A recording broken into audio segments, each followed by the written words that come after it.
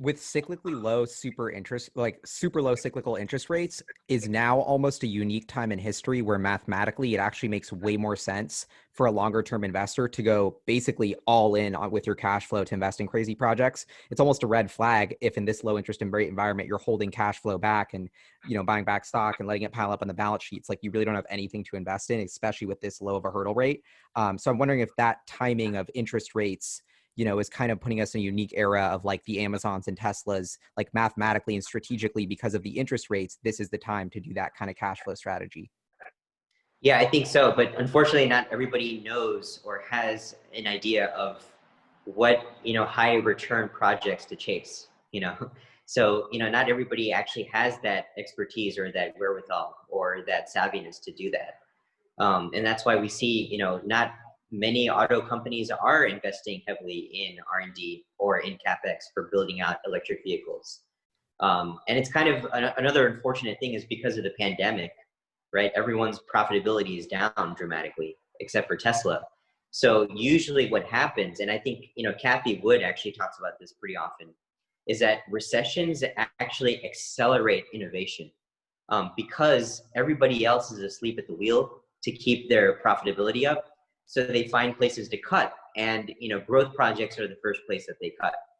Dude. For example, I rail on ExxonMobil all the time. ExxonMobil is the worst. Like I really think Exxon is actually going to be the first victim of the rise of Tesla and renewable energy in general. They're going to go bankrupt, right? I think. I mean, I think they will I don't too. know if they'll go bankrupt, but I think that they're going to be a fraction of the size that they once were. Grammy, did you hear that? My grandma still has Exxon stock. I've been trying to get her to sell. I'm like, oh my God, you got to tell her to dump it. Right? The dividends. So I'm like, dude, though. The dividends. These are inflated dividends. It's like a rug. They're going to sweep out from under you. All these old people are like waiting for the dividends and they're just going to go, and then, and it's like, so I'm really worried about, that's like Procter and Gamble, Coca-Cola. I think half the reason, not just brand value, those are inflated on all your metrics with a premium. Yeah. Because that dividend aristocrat kind of legacy shareholder base, but. Exactly. Yeah. I mean, Exxon is spending more on dividends than they generate in free cash flow. Like, how is that not a red flag? Their dividends keep going up and their cash flows off a cliff. It's like, bro, like this just can't continue. Like, it's not rocket science here. Like, what's their payout ratio? Exactly. And the worst thing about it is that they're actually spending, because dividends exceed free cash flow. The only way you can make up for it without depleting your cash balance is to raise more debt.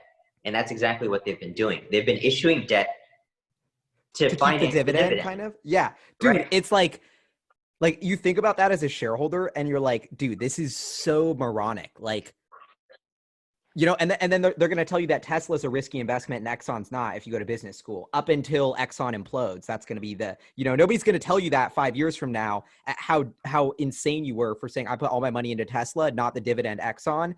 When in my business school, it's like, so it just, to me, this is a fascinating example of a microcosm of the whole way the financial media works. It's all the rear view mirror. It's all what happened. It's all these people saying they were super smart, like analyzing something that did happen. Nobody's got the actual foresight and kind of like bravery and courage to actually put their nose out and say where the future is going. And that's why I give you so much props, is because you and me were over here like banging the table on Tesla before the charts look good. You know what I mean? Now it's easy for you to do your job because the charts are looking amazing every quarter. But to me, what is amazing about your analysis and why we clicked like so long ago is because we're saying that, like, it's not easy to say Tesla's going to be the most profitable, break every rule, grow super fast, have super high margins at the same time company when none of the evidence is there and the cash flow is $1 billion negative each quarter during the Model 3 ramp. Like, that's how you get alpha.